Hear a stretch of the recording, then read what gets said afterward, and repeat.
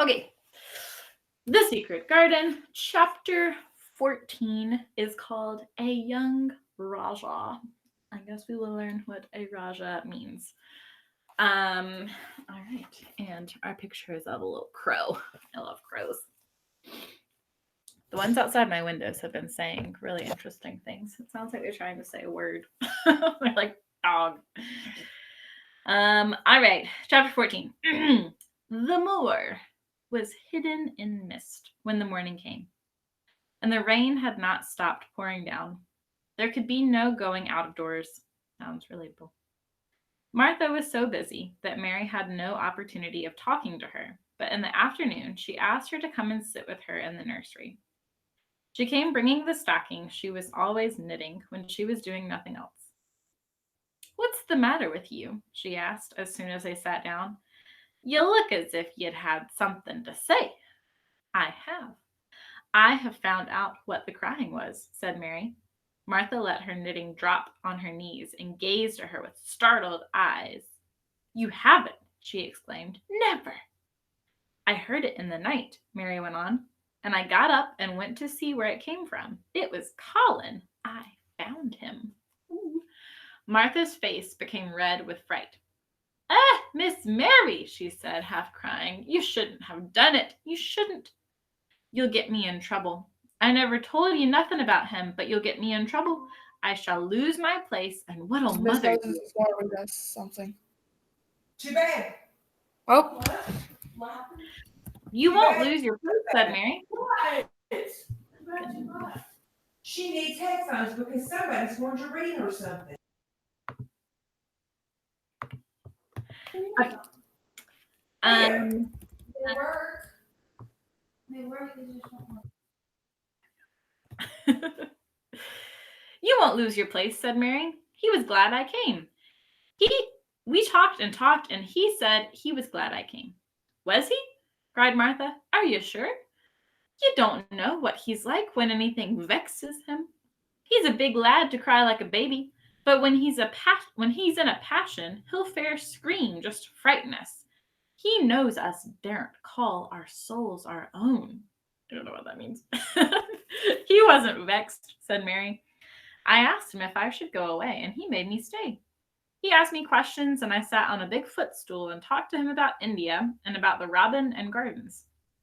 He wouldn't let me go. He let me see his mother's picture. Before I left him, I sang him to sleep." Martha fairly gasped with amazement. "I can scarcely believe you," she protested. "It's as if you'd walked straight into a lion's den. If he'd been like he is most times, he would have thrown himself into one of his tantrums and roused the house. He won't let strangers look at him." "He let me look at him. I looked at him all the time, and he looked at me. We stared," said Mary.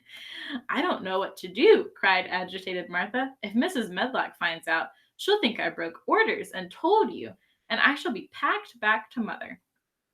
"He's not going to tell Mrs. Medlock anything about it yet. It's to be a sort of secret just at first," said Mary firmly. "And he said everybody is obliged to do as he pleases." "Aye, that's true enough, the bad lad," sighed Martha, wiping her forehead with her apron.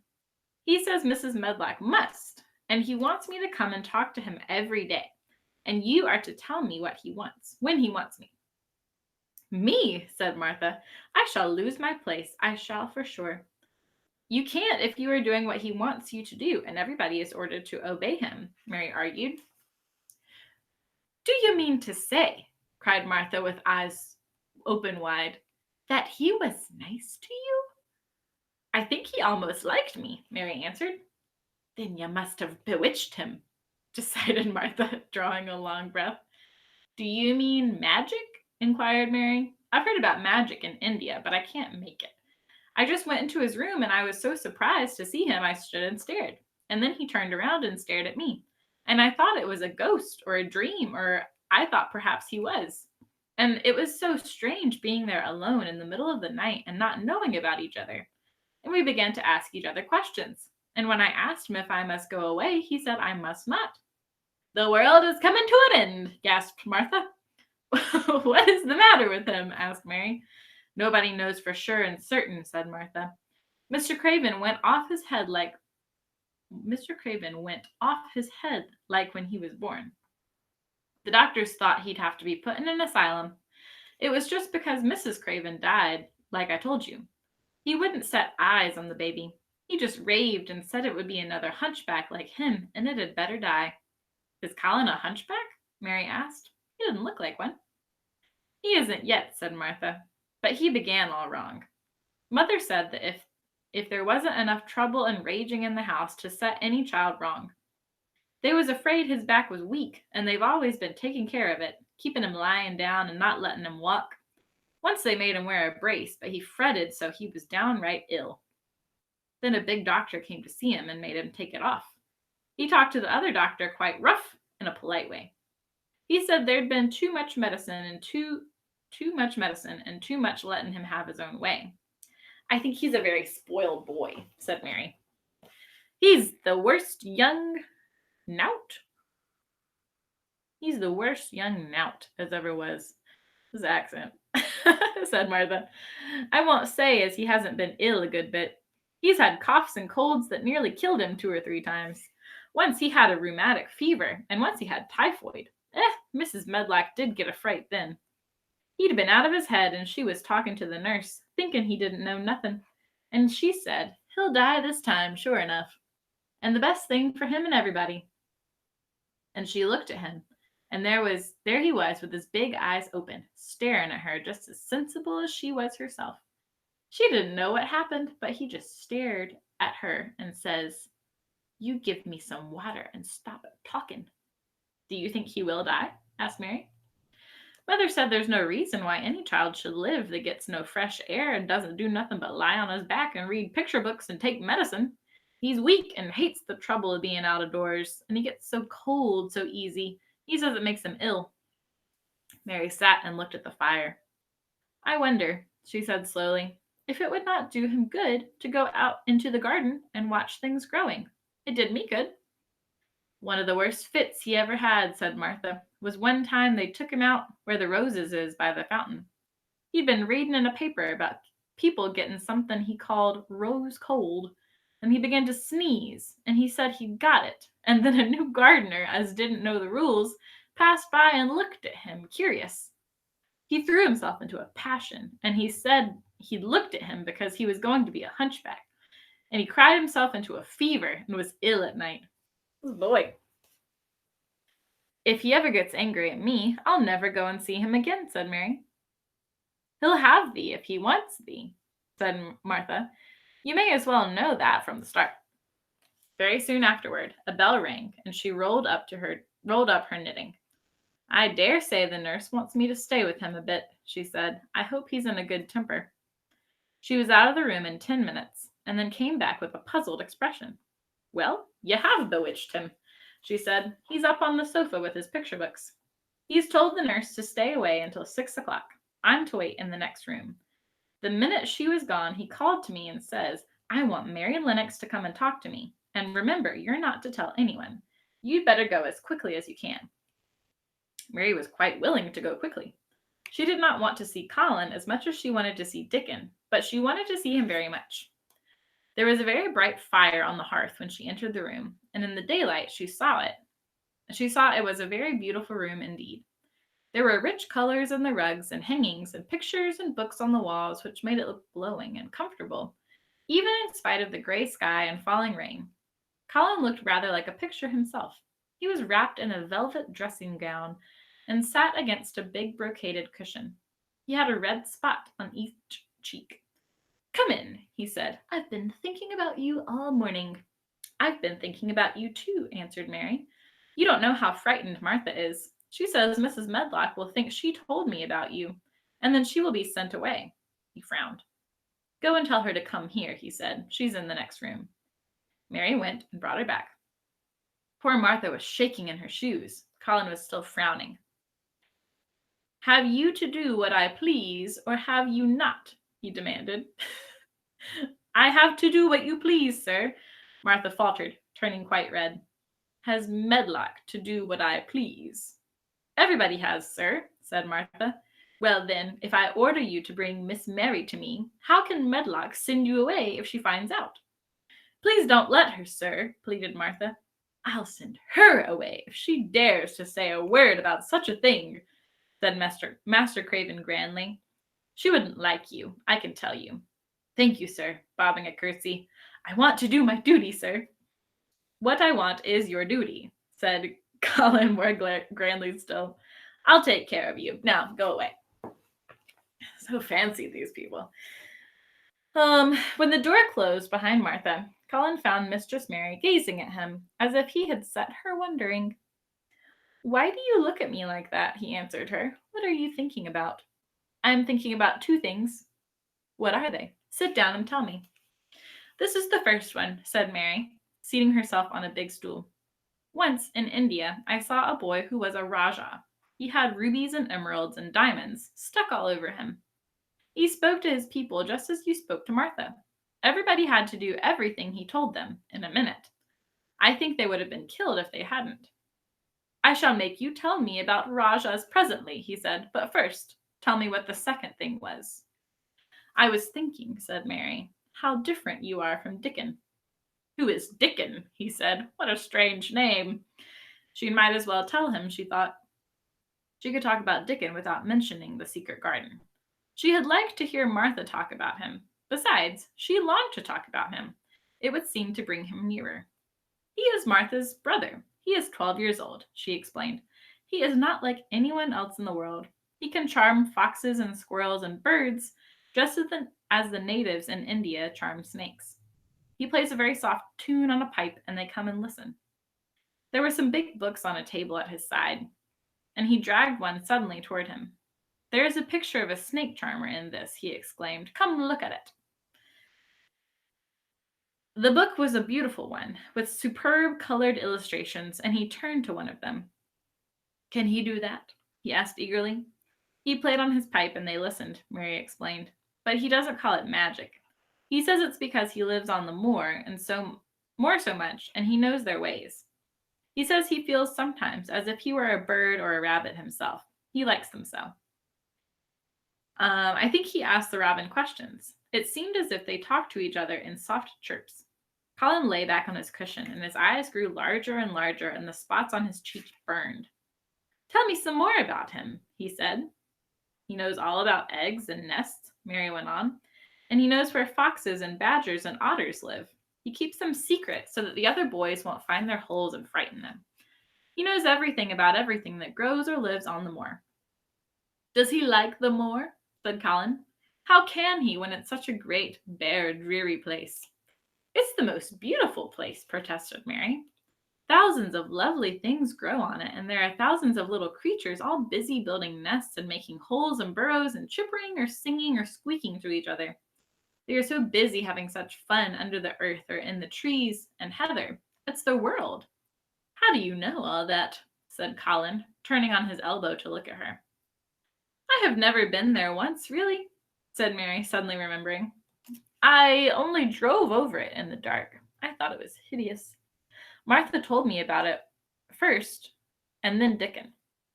When Dickon talks about it, you feel as if you saw things and heard them, and as if he were standing in the heather with the sun shining and the gorse smelling like honey, and all full of bees and butterflies. You never see anything if you are ill, said Colin restlessly.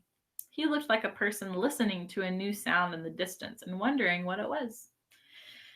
You can't if you stay in your room, said Mary. I wouldn't go on the moor, he said in a resentful tone. Mary was silent for a minute, and then she said something bold. You might, sometime. He moved as if he were startled. Go on the moor? How could I? I'm going to die. How do you know? Said Mary unsympathetically. She didn't like the way he had of talking about dying. She did not feel very sympathetic. She felt rather as if he almost boasted about it. Oh, I've heard it ever since I can remember, he answered crossly. They are always whispering about it and thinking I don't notice. They wish I would, too. Mistress Mary felt quite contrary. She pinched her lips together. If they wished I would, she said, I wouldn't. Who wishes you would? The servants, and of course Dr. Craven, because he would get Misselthwaite and be rich instead of poor. He doesn't say so, but he always looks cheerful when I am sick. When I had typhoid fever, his face got quite fat. I think my father wishes it too. I don't believe he does, said Mary quite obstinately. That made Colin turn and look at her again. Don't you? He said. Then he lay back on his cushion and was still, as if he were thinking, and there was quite a long silence. Perhaps they were both of them thinking strange things children do not usually think of. I like the grand doctor from London because he made me take the iron thing off, said Mary at last. I like the grand doctor from London because he made them take the iron thing off, said Mary at last. Did he say you were going to die? No. What did he say? He didn't whisper, Colin answered, because he knew I hated whispering. I heard him say one thing quite loud. He said, the lad might live if he would make his mind up to it. Put him in the humor. It sounded as if he were in a temper. I'll tell you who would put you in a humor, perhaps, said Mary, reflecting. She felt as if she would like this thing to be settled one way or the other. I believe Dickon would. He's always talking about live things. He never talks about dead things or things that are ill. He's always looking up to the sky to watch birds flying, or looking down at the earth to see something growing. He has such round blue eyes, and they are so wide open with looking about. And he laughs with such a big laugh and a wide mouth. His cheeks are as red as cherries. She pulled her stool nearer to the sofa, and her expression quite changed at the remembrance of the wide, curving mouth and wide open eyes. See here, she said, don't let us talk about dying. I don't like it. Let's talk about living. Let's talk about Dickon, and then we will look at your pictures. It was the next best thing she could have said. To talk about Dickon meant to talk about the moor and about the cottage and the 14 people who lived in it on 16 shillings a week, and the children who got fat on the moor grass like wild ponies, and about Dickon's mother and the skipping rope and the moor with the sun on it, and about pale green points sticking up out of the black sod. It was all so alive that Mary talked more than she had ever talked before, and Colin both talked and listened as he had never done either before. And they both began to laugh over nothing, as children will when they are happy together. And they laughed so that in the end, they were making such noise as if they had been two ordinary, healthy, natural 10-year-old creatures, instead of a hard little unloving girl and a sickly boy who believed he was going to die. They enjoyed themselves so much that they forgot the pictures and forgot about the time. They had been laughing quite loudly over Ben Weatherstaff and his robin, and Colin was actually sitting up as if he had forgotten about his weak back, and when he suddenly remembered something. Do you know there is one thing we have never once thought of? He said. We are cousins. It seemed so strange that they had talked so much and never remembered this simple thing, that they laughed more than ever, because they had gotten to the humor to laugh at anything. And in the midst of the fun, the door opened, and in walked Dr. Craven and Mrs. Medlock. Dr. Craven started an actual alarm, and Mrs. Medlock almost fell back because he had accidentally bumped against her. Good Lord! Exclaimed poor Mrs. Medlock with her eyes almost staring out of her head. Good Lord! What is this? Said Dr. Craven, coming forward. What does it mean? Then Mary was reminded of the boy Rajah again. Colin answered, as if neither the doctor's alarm nor Mrs. Medlock's terror were of the slightest consequence.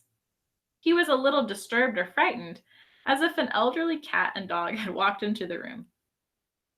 This is my cousin, Mary Lennox, he said. I asked her to come and talk to me. I like her. She must come and talk to me whenever I send for her. Dr. Craven looked reproachfully to Mrs. Medlock. Oh, sir, she panted. I don't know what's happened. There's not a servant on the place that dare to talk. They all have their orders. Nobody told her anything, said Colin. She heard me crying and found me herself. I am glad she came. Don't be silly, Mrs. Medlock. Mary saw that Dr. Craven did not look pleased, but it was quite plain that he did not dare oppose his patient. He sat down by Colin and felt his pulse. I am afraid there has been too much excitement. Excitement is not good for you, boy, he said. I should be excited if she kept away, answered Colin, his eyes beginning to look dangerously sparkling. I am better. She makes me better. The nurse must bring up her tea with mine. We will have tea together. Mrs. Medlock and Dr. Craven looked at each other in a troubled way, but there was evidently nothing to be done. Look rather better, sir, ventured Mrs. Medlock, but, thinking the matter over, he looked better this morning before she came into the room. She came into the room last night. She stayed with me a long time. She sang a song to me and it made me go to sleep, said Colin. I was better when I woke up. I wanted breakfast. I want my tea now. Tell Nurse Medlock. Dr. Craven did not stay very long. He talked to the nurse for a few minutes when she came into the room, and he said a few words of warning to Colin. He must not talk very much. He must not forget that he was sick. He must not forget that he was so easily tired. Mary thought that there seemed to be a number of uncomfortable things that he was not to forget. Colin looked fretful and kept his straying black-lashed eyes fixed on Dr. Craven's face. I want to forget it, he said at last. She makes me forget it. That is why I want her. Dr. Craven did not look happy when he left the room. He gave a puzzled glance at the little girl sitting on the large stool. She had become a stiff, silent child again as soon as he entered, and he could not see what the attraction was. The boy actually did look brighter, however, and he sighed rather heavily as he went down the corridor. They are always wanting me to eat things when I don't want to, said Colin, as the nurse brought in the tea and put it on the table by the sofa. Now, if you'll eat, I will. Those muffins look so nice and hot. Tell me more about Rajahs. And that is the end of chapter 14. The next chapter is called Nest Building. We'll learn what that means tomorrow.